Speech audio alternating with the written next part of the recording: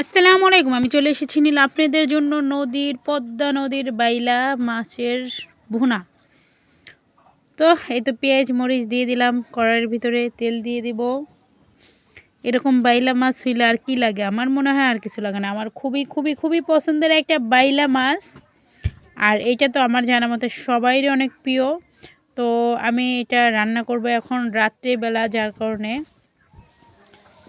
সারাদিন অনেক কিছু খাওয়ার পরে আমার ভাত খাওয়ার জন্য মনটা ছটফট ছটফট করতেছে। বিরিয়ানি, সেমাই বহুত কিছু খাওয়া হয়ে গেছে। এখন মনে হচ্ছে কিছু মানে নর্মালের ভিতরে স্পেশাল খাই। তো নর্মালের ভিতরে স্পেশাল এই জন্য বললাম, বাইলা মাছটা আমার কাছে খুবই খুবই খুবই প্রিয়, সেজন্য। তো এই তো আদা রসুন দিয়ে দিলাম, এখানে লবণ দিয়ে দিলাম। এটা একটু কষিয়ে নেব, ভাজা ভাজা করে নেব। এই পর্যায়ে আমি দিয়ে দিব এখানে সামান্য পানি দিয়ে দিব। পেঁয়াজগুলো কিন্তু আমার অনেকটাই ভাজা ভাজা হয়ে গেছে, হালকা লাল লাল চলে এসেছে। তো এখানে আমি পানি দিয়ে দিব।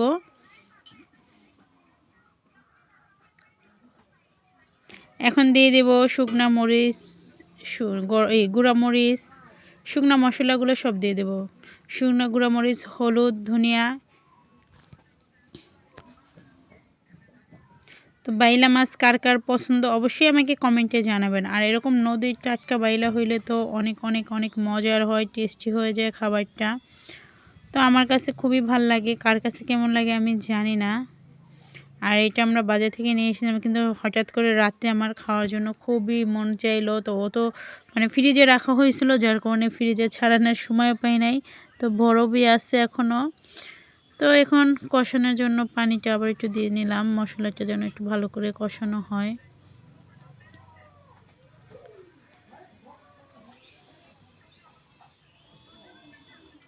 তো হুটহাট যখন তখন মানে যদি খাওয়ার এরকম প্যারা ওঠে, তখন আর কি করার আছে, বরফ সহ দিয়ে দিতে হবে।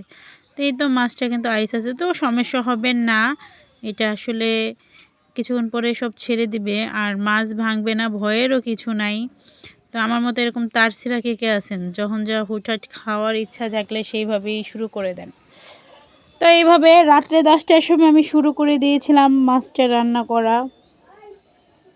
তো সামান্য পানি দিয়ে দিলাম, এখন একটু ঢেকে দিব। আর এখানে মাছগুলো কিন্তু একটাও ভাঙবে না, সবগুলো আনামানামি থাকবে, যেহেতু টাটকা মাছ। আর এটা কিন্তু গরম যখন পাবে আস্তে আস্তে সব ছেড়ে দিবে, আর ভয়ের কিছু নাই, মশলা সুন্দর মতো সব ঢুকে যাবে। এই তো হয়ে গেছে আমার, কিন্তু মাছগুলো সব আলাদা আলাদা হয়ে গেছে।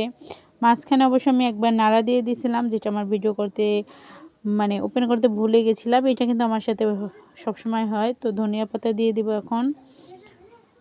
তো ধনিয়া পাতা দিলে আমার মনে হয় এরকম ছোট মাছগুলোর স্বাদ আরও দ্বিগুণ বেড়ে যায়।